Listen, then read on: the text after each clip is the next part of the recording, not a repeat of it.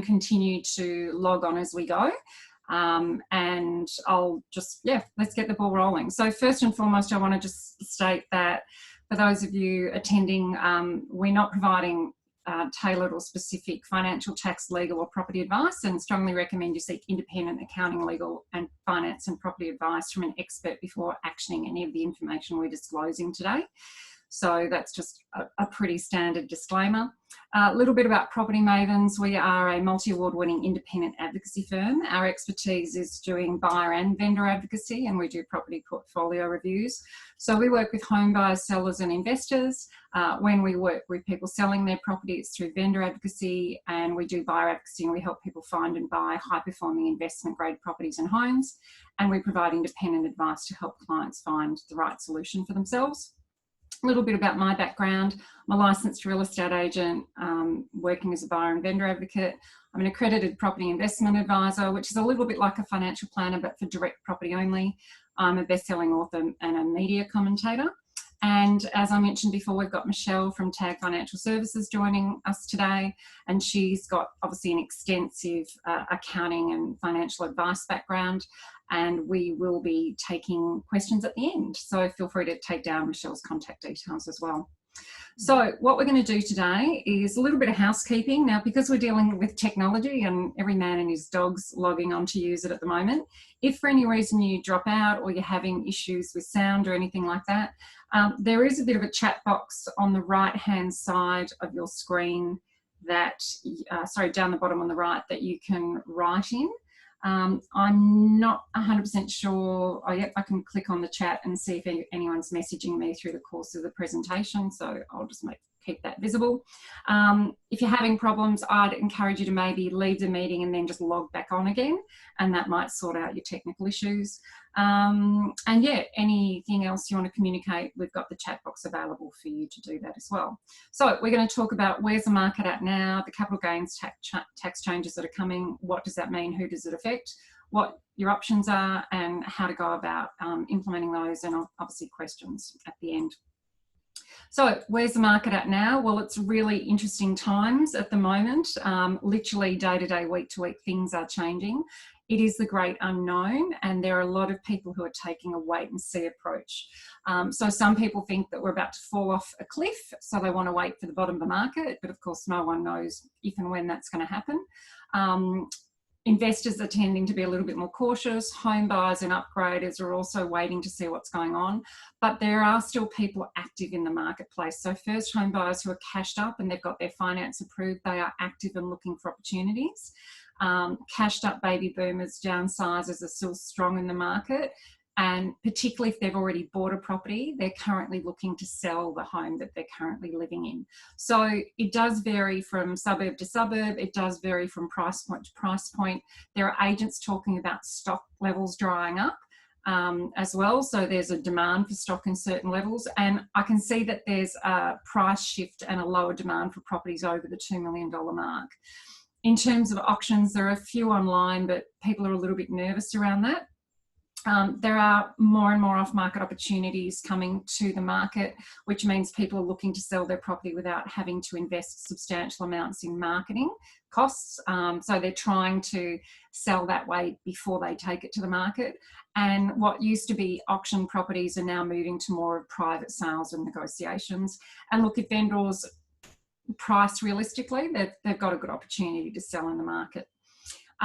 What's happening with COVID-19 from a health perspective, there is limitation in terms of access to properties, particularly if they're occupied. The last update, and it's changed twice in a matter of days, but the last update as at yesterday from Consumer Affairs was that if a property is for sale or for lease, you are able to take people through to inspect it so long as it's only the presence of a real estate agent and one other person. However, if the property is occupied and the tenant refuses access, then we do need to respect that. So for anyone on this webinar who is overseas and you do have a property that's currently tenanted, it's a case of trying to negotiate with the tenant to see if they will cooperate. And, you know, we can talk a little bit more about that down the track. But long term, I mean, we're in a short-term glitch. We don't know how long this is going to last for. You know, obviously there are different economists that have got different opinions. Some are saying that property is going to drop 25% across the board. Others are saying 30%. I will reiterate that there's no such thing as a single market. It always comes down to what the property is, where it is, demand supply levels, whether it's an A grade, a B grade or a C grade property and so forth. But I will say that from a long-term perspective, we still have had strong migration levels and population growth forecasting is still strong fundamentally. And I'm sure that once we start coming out of this dip that we've gone into, while the market may take time to come up again, and obviously as people start getting jobs back and cash flow starts moving through the economy, then things are more than likely to get back to where they were before this happened, and the market was performing very strongly at that time. So what we're going to do now is talk about the capital gains tax changes. What does it mean and who does it affect? So Michelle, I'll hand over to you if you'd like to comment from here. Absolutely. So there were some fairly major changes that came through. In fact, they were in Parliament being debated for quite some time, but they've now have been law for a while. But it's sort of, there's a, let me call it a cliff that we're going to fall off in this tax regard on the 30th of June. And that is that if you're a non-resident, but you had been an Australian resident in the past, and let's say that you had your own family home here in Australia, you were an Australian tax resident, then that residence would have qualified for what they call a principal residence exemption from the capital gains tax rules. So what that means is that you didn't have to worry about capital gains tax. Now, under the old rules, what it used to be is even if you went away and didn't live in that particular house for up to 6 years, you would still be able to get access to the principal residence exemption, no matter where you moved to, even though that may have been overseas.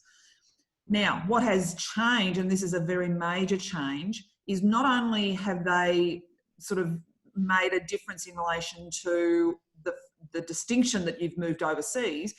As soon as you are a non-resident of Australia, after the 30th of June, you simply do not get access to the principal residence exemption at all in relation to your Australian property. Now, what used to happen is that, okay, well, if you moved out of it for a period of time, and let's say that you were away from Australia, but you were renting it here for say 10 years, you may have been able to qualify for a partial exemption from the capital gains on the basis that it was tax-free, i.e. your principal residence, for a period of time.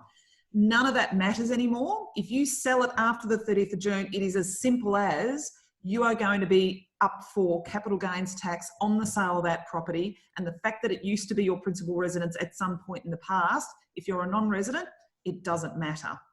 So this is very much a point in time test, and there's really no wriggle room. Now, some of the really interesting parts of this law is that, let's say that it is your plan to come back to Australia at a later point in time.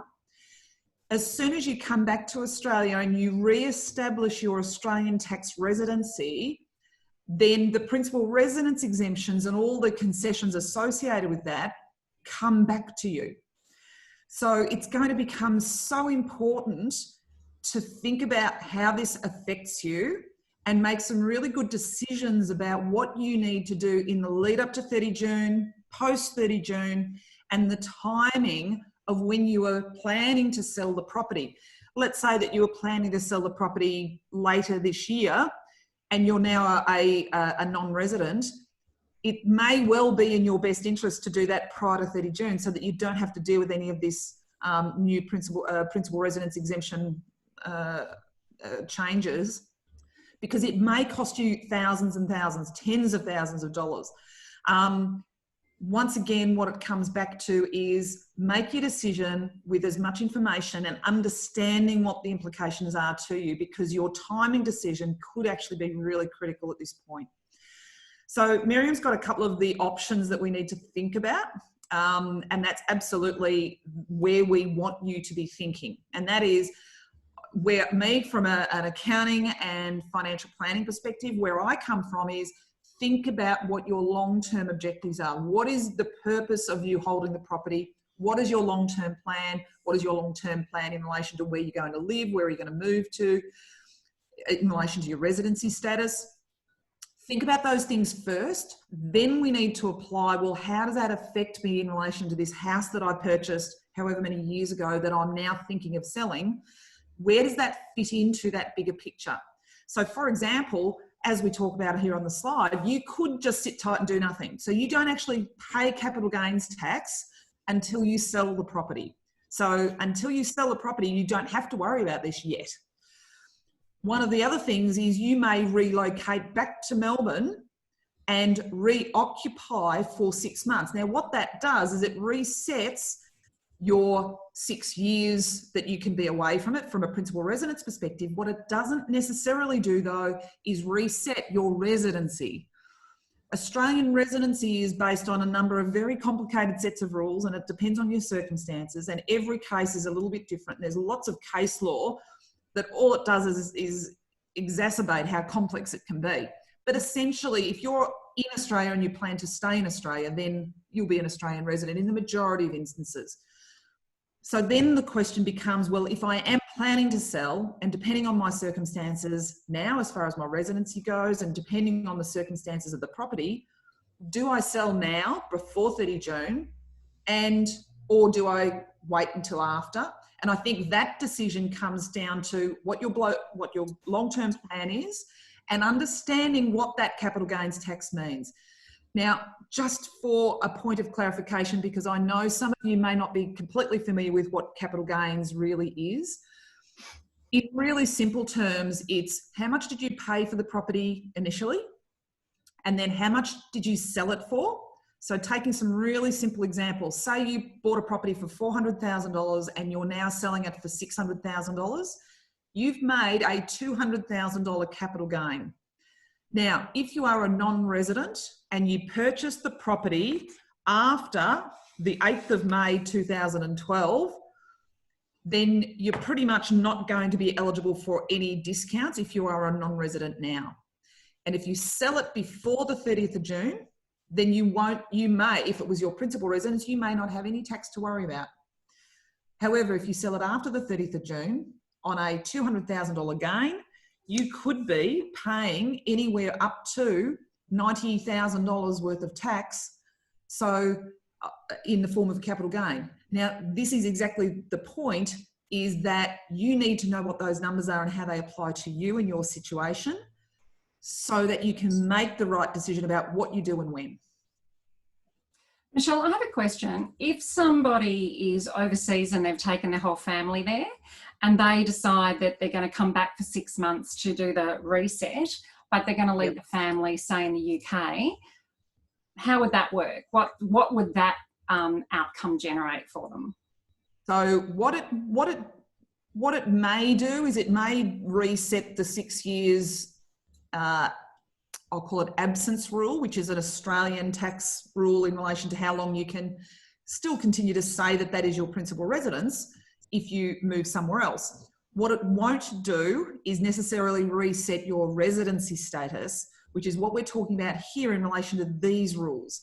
So it's almost like there's two sets of rules that we need to be thinking about as we're going through this process.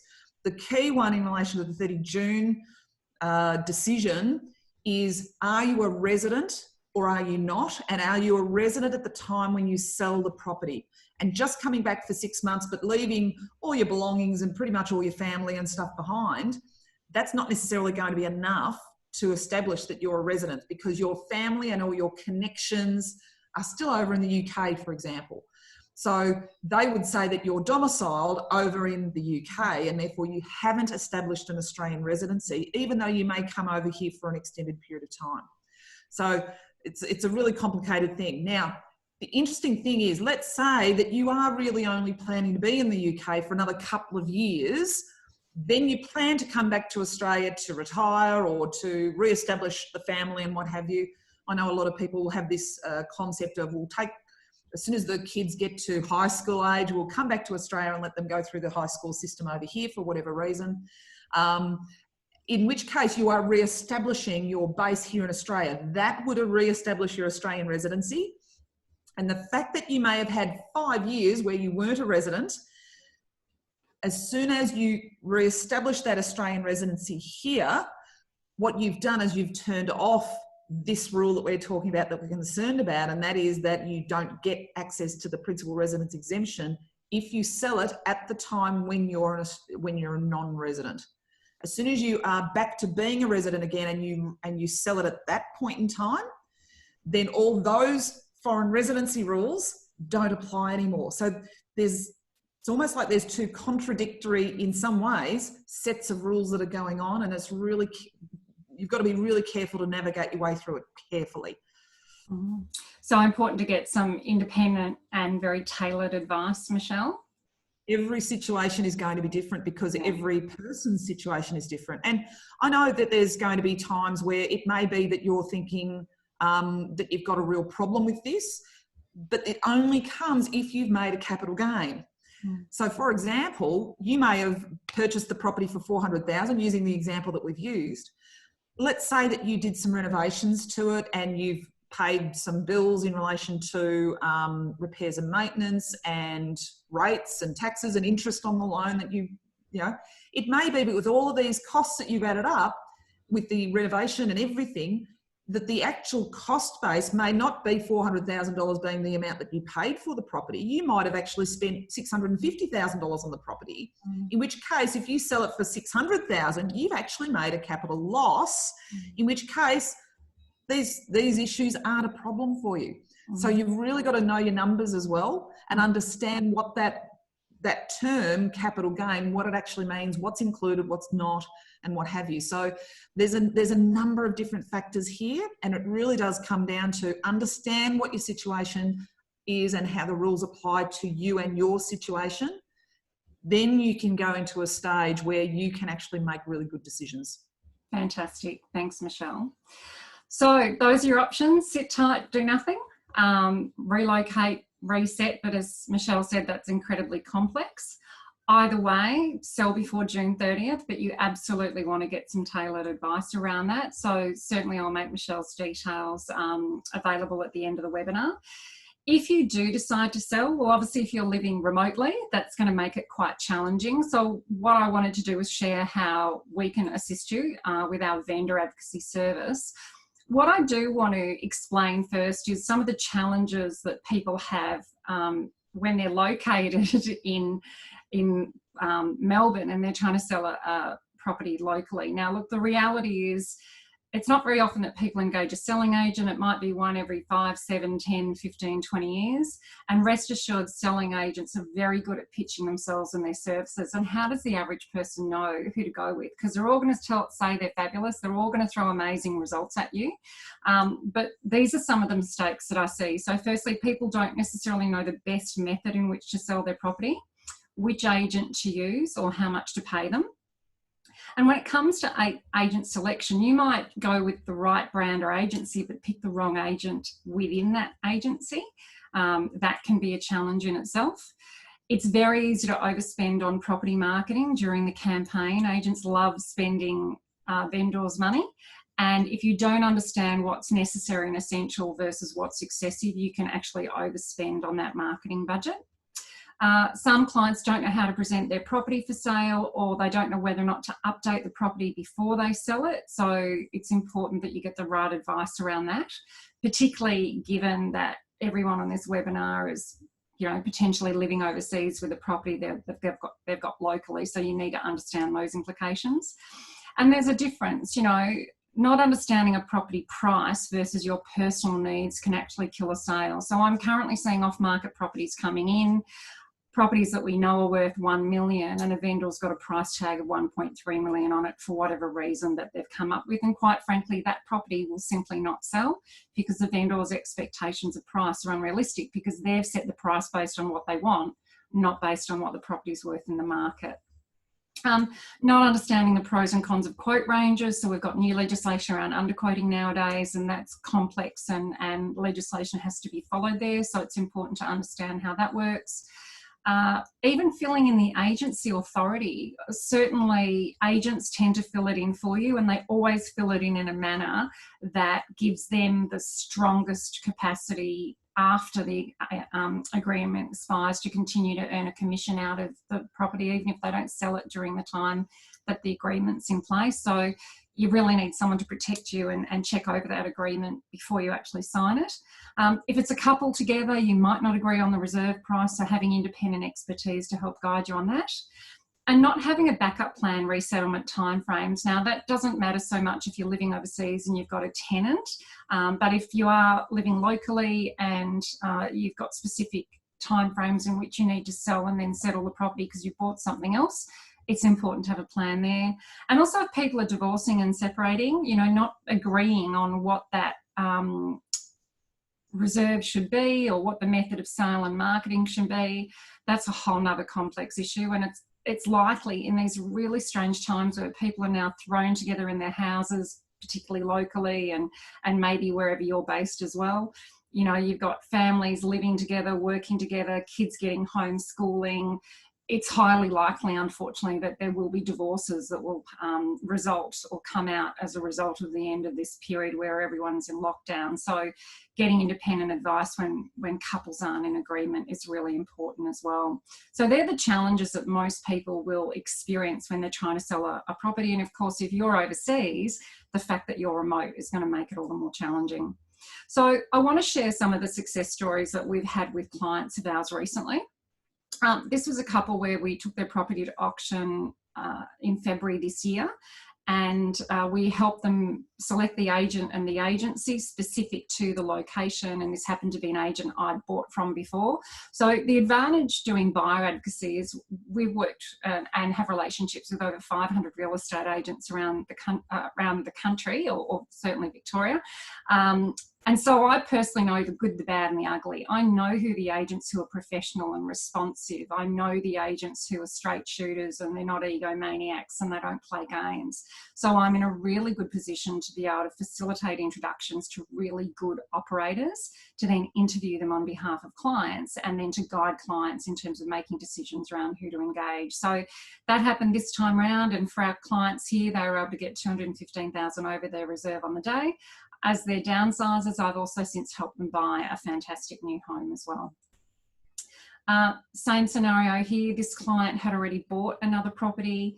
Same scenario, she found me and wanted my help with the selling. So different suburb, different branded real estate agent, different agent within that agency. And we're able to work together, and she got a fantastic result of $195,000 over her reserve on the day. And that was just a matter of weeks ago. So her timing was brilliant. Another client last year, again, different suburb, different real estate brand, different agent within that brand, again, able to help a client get a fantastic outcome. This is when the market was booming last year. This happened to be a twilight auction. I think it was the 17th of December and the last one for the year. And again, since then, we've helped our downsizing client buy another property that she's now moved into and settled on as well. Another example, last year, this vendor, same scenario, was downsizing and wanting to move into something smaller. Another scenario of a different agent and a different agency again, and she got a fantastic result of $200,000 over her reserve too on the day. So, well, why us? Certainly, as I mentioned, we can recommend the best agents based on our professional experience of dealing with them.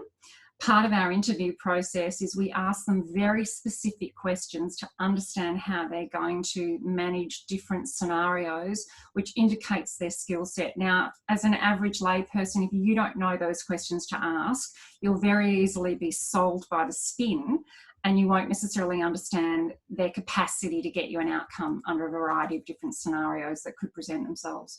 So my role is to help recommend the best agents and interview them on your behalf.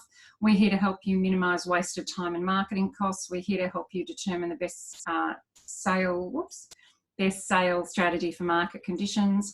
We project manage the process, stay in contact with the agent and hold them to account if they're not doing what they're meant to be doing.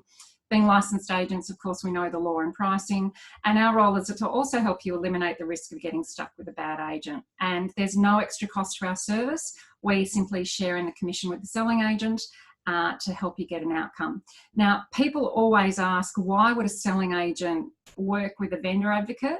Well, the simple fact is they're often willing to share their commission so that they have their board and their brand out there. And basically it's all about branding. The more boards you've got out on the street, the more properties you've got for sale, the perception is you're a better agent than others. And so they want their brand and their profile out there, and often through showing property they pick up other listings. So there is a legitimate reason why agents will work with me as a vendor advocate in that process, and you know, I have some very good relationships with agents where we've managed to get great outcomes with clients. So if you do have that independent assessment done, and you do decide you want to sell before the 30th of June this year, or even at any stage later on down the track, these are my contact details. Feel free to shoot me an email, get in touch. If you've got questions, feel free to pop them in the chat box now, and Michelle and I are here to answer them. And yeah, or shoot me an email directly. Same with Michelle, her contact details are here. If you need independent tax advice specific to being a non-resident and around this capital gains tax issue on your principal place of residence, Michelle's contact details are there, and of course she's happy to help. So what I'd like to do is just hand it over to see if anyone's got any questions. As I said, we've got the Zoom group chat going there, and you're more than welcome to type something in, and if anything pops in, Michelle and I will answer it. Michelle, is there anything you want to add while we're waiting on questions and before we wind up today? Is there anything you're interested in adding at all? Oh, I've got you, you're on mute, Michelle, so I'll just unmute you. Sorry, no, that's not working, hang on. It's okay, I got it. Okay, got it. Okay, so just a couple of key dates for everyone to be reminded of. So in relation to when you purchased your Australian property, if it was your principal residence, one of the key dates is going to be the 8th of May 2012. So if you had purchased it prior to that date, then you still have the capacity to be able to get a 50% exemption for a capital gain for some of it. So that actually is a really key date. And then of course the other date that we've talked about a lot is the 30th of June in relation to the non-residency issue. And if you sell it after that, then you don't get access to any of that principal residence exemption. Just a question for you, Miriam. Is there any issues with you with helping people in this vendor advocacy space? Is there a geographical barrier for you? And no, how does that work? I work with vendors all around Melbourne. If they're regional and they need a referral in a regional area such as Ballarat or Bendigo or Geelong, I'm happy to refer and facilitate introductions to people. But no, look, we've worked with, certainly what I can do, actually let me pause the sharing and I'll on the website, sorry, on my website under Property Mavens, somewhere here, where are we? No, wrong one. Here we go. We've got some case studies and some examples of clients who we've done vendor advocacy for, and we've literally done them from Doreen to Armidale to Kingsville to well, everywhere really. So if you just go under success stories and vendor advocacy, which I'll click on now, you'll just see some examples here. So yeah, Armidale, Bond Beach, Upper Ferntree Gully, St Kilda West, Caulfield North, St Kilda, Brunswick, Point Cook, Doreen, just get that out of the way, Hawthorne. Yeah, so yeah, so it's a little bit slow. And certainly my experience with you has been that yourself, or just vendor advocacy as a concept, for people who are not used to selling property day in, day out, they don't necessarily understand the jargon. They may get influenced unduly by a real estate agent. There are some really trustworthy ones out there, but there's also not. So being able to tell the difference and understanding the language and understanding the tactics, I think is probably the piece of the puzzle that's missing for most people, because they just, as you said, they might do a property purchase once every 20 years or so. So whereas you're dealing with it all the time. So it's that experience and being able to tap into the expert in that way that's really valuable. Yeah, thank you. So look, it doesn't look like we're getting any questions. And I think I've lost the plot in terms of sharing. I don't know if you can see those. That's okay. There's one question that's just come up from Jeffrey, so thank you for that. So what do you think the motive behind the change of tax? Is it just revenue? Simple answer is yes, it's revenue. But I think probably more importantly, it was actually just a really poorly drafted piece of legislation that was designed to penalise foreign residents from being able to access these concessions, being the principal residence exemptions, because it's a very concessional exemption. And I think that there was a lot of disenchantment.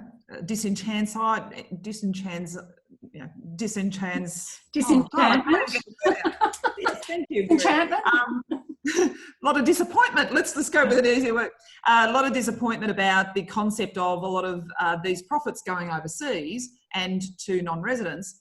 And therefore, it was literally just about trying to close that hole. But I think by closing that hole, they've actually had an unintended consequence for people who are literally just planning to go out of Australia for a very finite period of time, and then planning to come back, but they're penalising them unnecessarily. Unfortunately, there's been no remedy to this in the legislation, because who's there to advocate for, and non-residents are not voting people in the Australian market, therefore there's no, I guess, impetus to make that a change. So unfortunately, we just need to deal with what's in front of us. Yeah.